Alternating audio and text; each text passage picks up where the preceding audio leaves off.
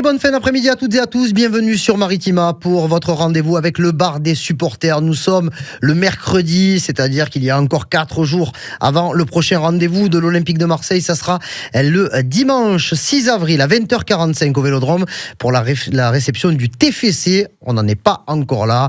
On va bien entendu parler de l'Olympique de Marseille pendant ce BDS ce soir avec mon Jaco. Jacques Bail, comment ça va ? Ça va les amis, impeccable. Il fait meilleur qu'hier, j'ai l'impression. Oui, hier il faisait un peu frais dans votre studio. Steph Martin, c'est avec nous, bon pied, bon oeil. Bravo pour la coupe et pour le reste. Superbe. Merci, franchement. Ça fait plaisir à quelqu'un qui vient toujours impeccable et sans casquette. On va dire merci au coiffeur. La casquette, c'est pour dans pas longtemps, je pense. Les amis, aujourd'hui, une émission où on va parler généralement du possible futur de l'Olympique de Marseille. Alors bien entendu, on n'a pas de boule de cristal, mais on a beaucoup de choses à dire et à vivre d'ici la fin de saison de l'Olympique de Marseille, mais on est tous d'accord que se qualifier pour la Ligue des Champions, c'est très important, pour pas dire autre chose. J'ai envie de vous entendre sur la suite possible du projet de l'OM sans Ligue des Champions. Est-ce que, Jaco, si l'OM se retrouvait à la fin de la saison avec une Ligue Europa, avec une Ligue Europa Conférence, mais pas de Ligue des Champions, alors le pire, le pompon, c'est avec rien, est-ce que ça serait une véritable catastrophe ? Ça ne serait pas une véritable catastrophe, mais ça serait très très très ennuyeux parce que le projet il est lié à une qualification en Champions League. Alors si tu fais un très très bon parcours en Europa League, c'est bien aussi, parce que tu attires du monde, tu attires des sponsors, tu peux attirer des joueurs éventuellement. C'est aussi ça qu'il faut penser. Par contre, la Champions League, elle est importante au niveau financier. Et on sait tous que le projet il est basé là-dessus. Donc moi je dis que c'est pratiquement indispensable. Donc, c'est pas une catastrophe, mais je comprends pas. C'est-à-dire que, Karine, comment t'expliquer ? La Ligue des Champions, ça peut te ramener, dans une fourchette, entre 50 et 70 millions d'euros. Sauf si tu vas encore plus loin. Oui. Et que c'est... Donc, si tu n'as pas ces 50 à 70 millions d'euros, on sait très bien qu'avec les sommes qui ont été engagées lors des mercatos... l'Olympique de Marseille, en ayant une saison sans Coupe d'Europe, va se retrouver avec l'obligation de vendre des joueurs au mois de juin parce qu'il y aura un déficit. S'il y a la Ligue des Champions, ça va compenser. S'il n'y a pas la Ligue des Champions, ça ne compensera pas. Oui, mais si tu veux, moi, je te parle de ce que j'ai vécu. C'est-à-dire que nous avions des objectifs. Si tu ne les atteins pas, nous, on ne poursuivait pas. C'est-à-dire qu'on nous avait dit, c'est pas possible. C'est ou ça, ou ça. Voilà. Donc là, je ne sais pas si le projet, je ne connais pas les tenants et les aboutissants du reste, si c'est catastrophique et qu'ils vont tout arrêter, jeter l'entraîneur, repartir sur d'autres ambitions, ou si éventuellement le fait d'être qualifié en Europa League, Macron dit, bon écoutez, ça va, je remets un petit peu parce que l'Europa League, ça peut aussi nous apporter quelque chose. Moi, les tenants et les aboutissants, je ne sais pas. Je crois que c'est pas un petit peu. Je crois que c'est pas un petit peu. Je dis un petit peu, bien sûr, c'est un petit peu beaucoup, on le sait tous. Steph, est-ce que c'est une catastrophe s'il n'y a pas de Ligue des Champions ? Oui, directement, parce que depuis le début de la saison, on nous bassine avec ça. On a monté un effectif pour aller chercher cette Ligue des Champions et pour le renforcer. S'il y a Ligue des Champions pour essayer de faire bonne figure l'année prochaine, pour moi, s'il n'y a pas de Ligue des Champions, c'est une catastrophe industrielle. Quand on parle des... Non, mais je rigole pas. Bon, après, parce que tu as des engagements avec certains joueurs qui je vois comme ça. On ne sait pas comment ça va se passer si tu y es pas. Non, mais c'est surtout au-delà des engagements avec les joueurs. L'aspect financier. Au-delà de tout ça, il y a des joueurs qui jouent pour nous et qu'on n'a pas payé encore, les gars. Eh oui. Et qu'il va falloir payer à la fin de la saison en termes de transfert. Les prêts avec option d'achat obligatoire, ce qui te permet d'avoir une trésorerie un peu décalée.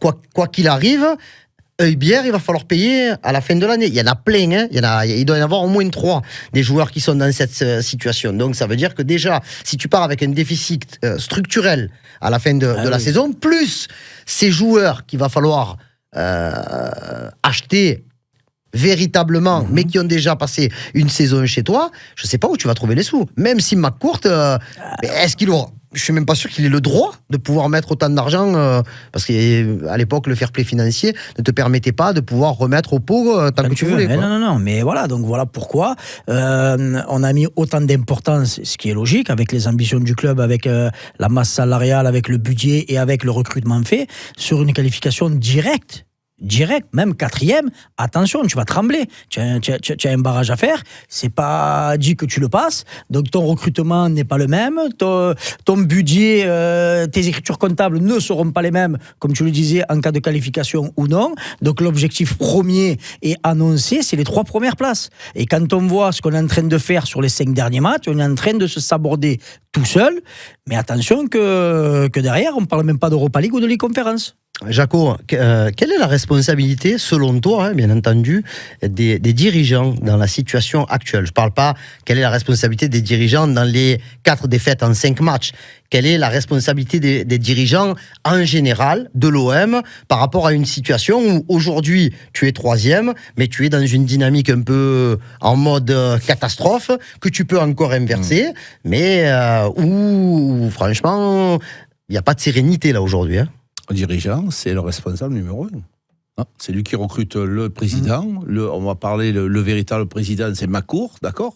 Le président délégué, c'est Longoria. Et tout le reste, il s'ensuit quand il fait venir Benastia et qu'il fait venir... Tu mets une responsabilité à Macour?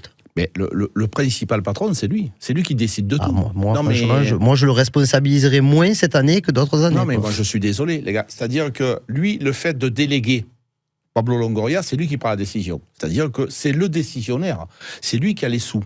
Quand tu vis avec des présidents délégués, ou quand tu vis avec des présidents spéciaux, des véritables présidents, on va dire, j'aime pas dire véritable, mais le président, celui qui paye. Moi, par exemple... Propriétaire. Voilà, avec propriétaire, bravo. Moi, j'étais avec Nicolin. J'ai un problème, tu vas voir monsieur Nicolin. OK. Par contre, tu es à Rennes, tu vas voir Ruello. Et Ruello, c'est pas lui. À l'époque, je précise. À l'époque. Et après, tu as le président Pinault. Donc, c'est tout à fait différent. Le décisionnaire, c'est le président. Donc, la faute, elle est à lui. Il a fait des erreurs déjà avec Jacques-Henri Hérault. Jacques-Henri Hérault qu'il a mis, qui normalement ne devait pas venir, parce que c'était pas lui qui était prévu au départ. Donc c'est une erreur de Macour d'avoir mis Jacques-Henri Hérault, qui a fait un carnage à l'Olympique de Marseille, c'est un véritable carnage, avec Garcia, qui derrière, avec ses joueurs et tout, il a déjà brûlé 250 millions d'euros. C'est la faute de Macour, donc c'est lui le décisionnaire. Alors bon, on parle de la responsabilité, encore une fois, hein, je me répète, on fait le point de situation après 4 défaites en 5 matchs, et on garde espoir, en tout cas moi le premier, que l'OM va terminer dans les 3 premiers directement à la fin de la saison, et même si l'OM venait à terminer 4e, je pense qu'on ne serait pas dans le même mode de catastrophe, parce qu'il y aurait quand même une possibilité de se qualifier. Mais bon, quand on parle de... Alors, Jaco a parlé de Franck McCourt, mais aujourd'hui, qu'est-ce qu'on peut dire des saisons de Pablo Longoria et de Mehdi Benatia? De Pablo Longoria, depuis qu'il est là, c'est... Cette saison. Hein, cette saison, tu parles? Sur cette saison. On ne fait pas le bilan de Pablo Longoria. Sur cette saison, au niveau de la direction, ce qu'ils ont fait, pour moi, c'est tout simplement cohérent avec ce qui était annoncé au début, d'être qualifié en Ligue des Champions. À l'heure où on parle, on est 3e. On a passé pratiquement 80 à 85% du temps à la seconde place. Donc, tes ambitions, pour l'instant, ils sont respectées. Le recrutement... Qui est là pour dire qu'il n'a pas été bon? Hormis moi, depuis le début, la défense, où je dis qu'il y a quand même un gros souci, mais surtout le reste, ça a pu attirer des joueurs comme Benasser, comme Gouiri, comme Rabiot, comme Heubière, comme Mason Greenwood. Franchement, qui aurait cru ça après une 8e place la saison dernière? Personne. Donc oui, le travail est fait. De l'argent ou de l'argent décalé. Mais le travail est fait. Après, est-ce qu'il sera bien fait? Ça, malheureusement, c'est le classement final qui le dira. Mais pour l'instant, pour moi, ils sont en ordre de marche et ils sont sur la bonne ligne. Alors, je reste un peu sur ce thème-là. Le mercato d'été. Le mercato d'été, bien sûr, c'est à la fin de la saison qu'on fera le bilan définitif. Mais il y a déjà quelques joueurs sur lesquels on peut faire des bilans. Notamment ceux qui sont arrivés et qui sont déjà repartis. Parce qu'il y en a quand même 3. On va parler d'Ismaël Koné, de Lilian Brassier et d'Eli Wahi. Est-ce que toi, tu fais partie de ceux qui sont extrêmement déçus par le choix des joueurs et le fait qu'il n'ait pas marché, ou est-ce que tu es dans le camp de ceux qui voient le verre à moitié plein en se disant on a essayé de recruter des joueurs, notamment C3, et au final, on a vu que ça ne marchait pas, et on a réussi à les, j'exagère toujours, à les exfiltrer de l'OM pendant le mercato d'hiver pour ne pas avoir à les traîner pendant longtemps. C'est assez complexe cette question parce que. C'est bien pour ça que je te la pose. Ouais, évidemment, tu te dois de poser les questions. Est-ce que ça a été bien fait? Moi, Eli Wahi, c'était un joueur comme la direction, j'y croyais énormément, énormément. Brassier, avec ses saisons dernières, j'y croyais énormément. Je le voyais pas aussi. J'ai pas mis de dire mauvais parce que ce n'est pas un mauvais joueur. Ne pas arriver à s'adapter. Moi, je l'ai trouvé fébrile. Voilà, la fébrilité qu'il a eu ce garçon, c'est quand même impressionnant. Derrière, on connaît qui était un joueur que l'on a vu même dans la préparation. Il avait fait avant de se blesser des trucs intéressants. Puis d'un coup, je l'ai plus reconnu. Et qui a marqué un très beau but avec Rennes ce week-end et qui a fait un beau discours. Brassier était bon aussi. Ouais. Donc je trouve que le maillot de l'Olympique de Marseille est de plus en plus difficile à porter et il y a beaucoup de joueurs qui n'arrivent pas à le porter. Alors, pourquoi, comment, ça, j'en sais rien, mais tu peux pas dire qu'ils se sont trompés parce que c'est des joueurs quand même. Eli Wahi, les gars, bon, moi je le connais depuis longtemps, Eli Wahi. Je sais depuis très jeune, comme j'ai pu te parler de Dembélé, Eli Wahi, tous les gens que j'en ai parlé, ils me disaient que c'était un attaquant exceptionnel, des qualités exceptionnelles. Alors oui, un mental un peu spécial, je vous l'accorde, mais quand même un joueur très très bon. Tu sais, frérot, les grands joueurs, il y a toujours des caractères spéciaux, tous, ils sont très très difficiles à gérer. Et donc lui, il en fait partie. Je reste sur Eli Wahi, puisque c'était la recrue ou l'une des recrues les plus chères du mercato. C'était ton avant-centre. Jaco dit voilà, il faut. Il a beaucoup de talent, il faut. Je ne sais pas s'il fallait plus de temps ou pas plus de temps, mais bon, Lens, ça n'a pas marché, l'OM, ça n'a pas marché, Francfort, c'est trop tôt pour en parler, mais pour l'instant, ça ne marche pas. Donc, est-ce que c'était vraiment un très gros risque? Et c'est moi qui le dis en disant que j'étais très content quand il est arrivé. Moi, j'étais très très content aussi. Très très satisfait parce que quand tu regardes ses stats, il a plus de 40 et quelques buts, il a 22 ans je crois, donc c'est très très jeune. Donc avec ce qu'il avait fait notamment à Montpellier, où quand tu regardes les buts qu'il mettait, où il partait des fois du centre, il mettait 2-3 défenseurs et ça finissait, très très rapide, très très bon dans la finition. Et je sais pas pourquoi ça n'a pas marché chez nous. Moi, je lui aurais laissé un peu plus de temps. Moi, j'aurais été pour lui laisser regarder un Balerdi, regarder un Luis Enrique. Donc ça veut dire que tu faisais pas venir Gouiri? Ouais, mais après coup, c'est toujours facile de dire Gouiri, ça fonctionne mais maintenant. C'est pas ça. Non, mais je te dis. Qu'est-ce qui nous aurait empêché de faire Gouiri et. Ah non, il ne faut pas jouer avec 52 jours, en sachant qu'il y a Moumbagna qui est dans les vestiaires, là, déjà. Tu sais très bien. Et Mopé. Ouais, mais Mopé fait partie de l'effectif. Il y a certains joueurs qui ne vont pas rester chez nous. Et notamment, je pense, malheureusement, même si Faris, il nous a apporté quelques buts exceptionnels, je ne le vois pas faire de vieux jeu à l'OM. Je coupe juste sur un plan financier, c'est pas possible. Tu peux pas faire, tu peux pas dire, je garde Wahi avec le salaire qu'il a, je garde Mopé, j'ai Faris Moumbagna dans mon effectif et je rajoute Amine Gouiri que je paye quasiment 20 millions d'euros ou un petit peu plus et avec un salaire. Moi, tu sais que moi je regarde. Ouais, mais toi, c'est pas ton truc, ça. Je regarde ce qui marche. Voilà, moi, ce que je veux, c'est que l'équipe elle performe avec les meilleurs joueurs. Ouais, Mohamed Salah, si tu l'entends. Mais pas l'Égyptien. Mohamed Salah de Sierra Leone, c'est pas le même.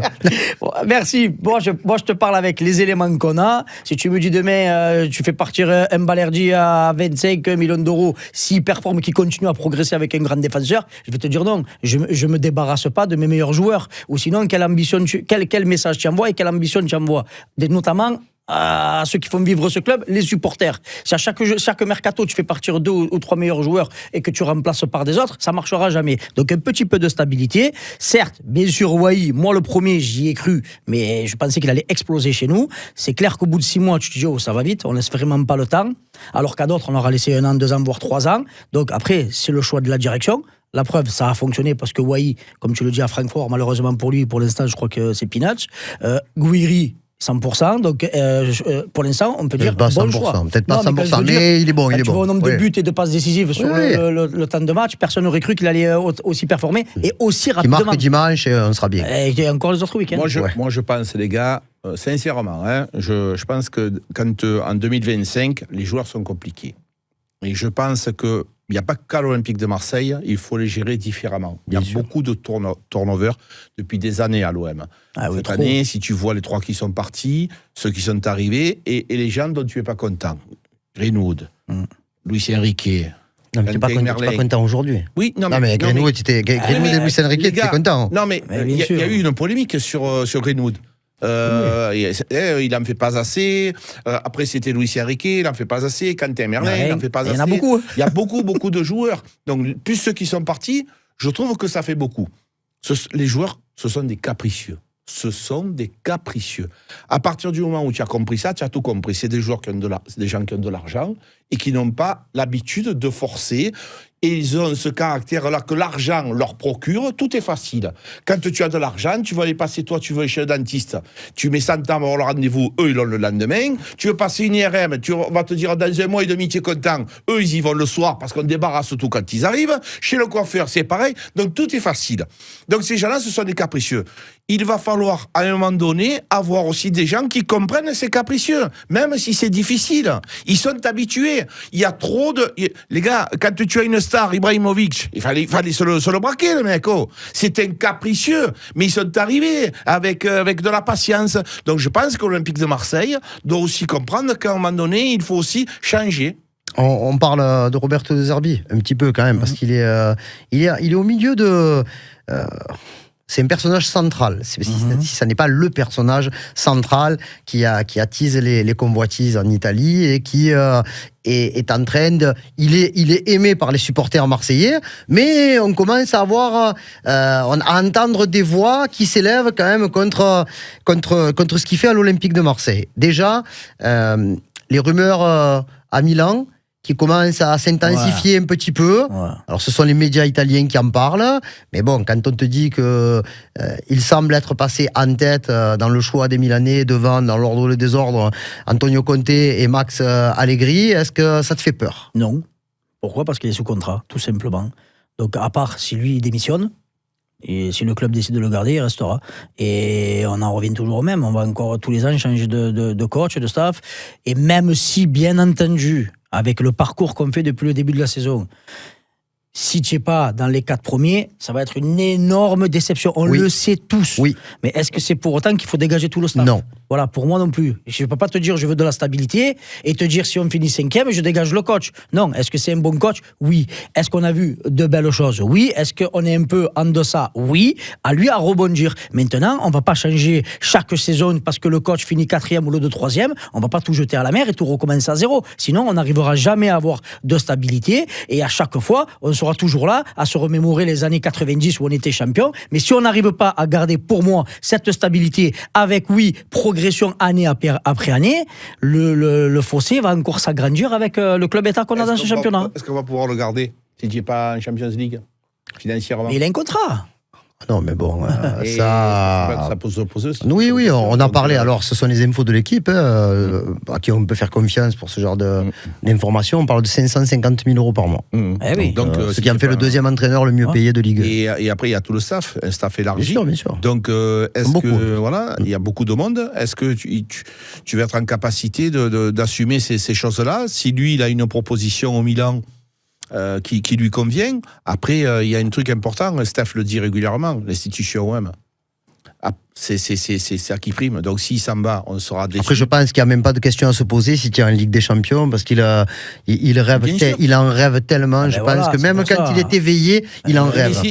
Si tu n'es pas qualifié, tout est remis en cause. Tu recommencerais encore une fois tout à zéro. Mais lui, est-ce qu'il va vouloir rester ? Mais lui, apparemment, d'après ses dires, après je le connais pas, d'après comment il parle et comment il a la grinta, quand tu vois comment il est sur la touche, comment il parle du club, du public et de ses joueurs, s'il s'en va, ça voudra dire, excusez-moi des mots, qu'il nous a pris pour un con tout au long de la saison.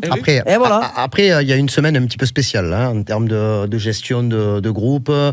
C'est parce qu'on est en crise que. Mais ça arrive. Donc il y a eu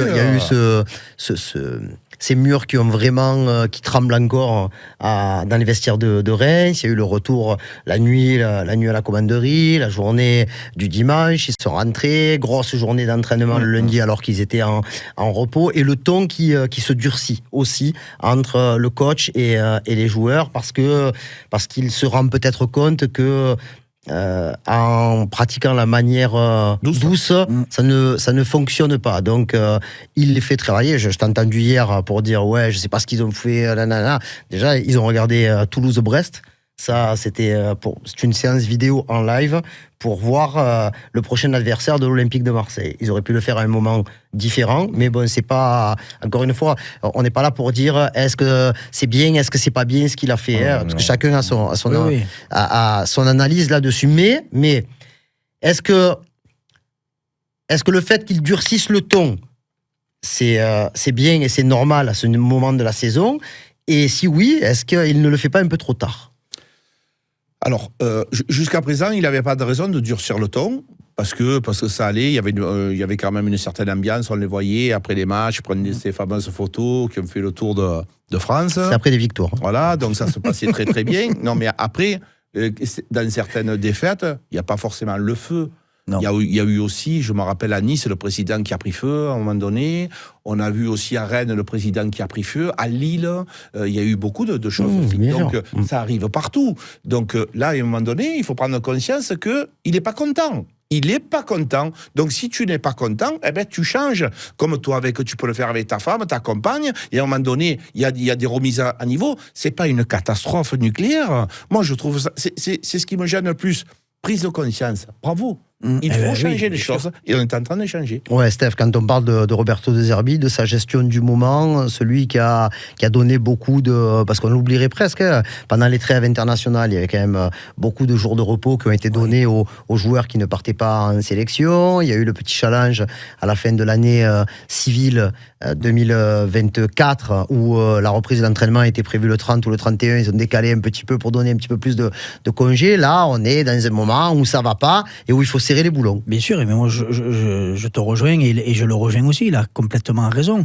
Quand tu as donné, quand tu es allé dans le sens des joueurs pour qu'ils te donnent quelque chose que tu leur demandes et que tu vois que c'est fait à 50 voire 60%, à un moment donné, surtout quand tu arrives dans un sprint final et quand tu vois sur les 5 dernières rencontres, 4 défaites, notamment face à des adversaires vraiment très très très en deçà du niveau que tu es censé être et que tu pensais que tu allais repartir avec les 3 points, c'est normal que le coach resserre la vis pour pouvoir essayer d'aller valider l'objectif de fin de saison. Il reste 7 matchs, c'est 7 finales, on ne va pas rabâcher ça tous les week-ends.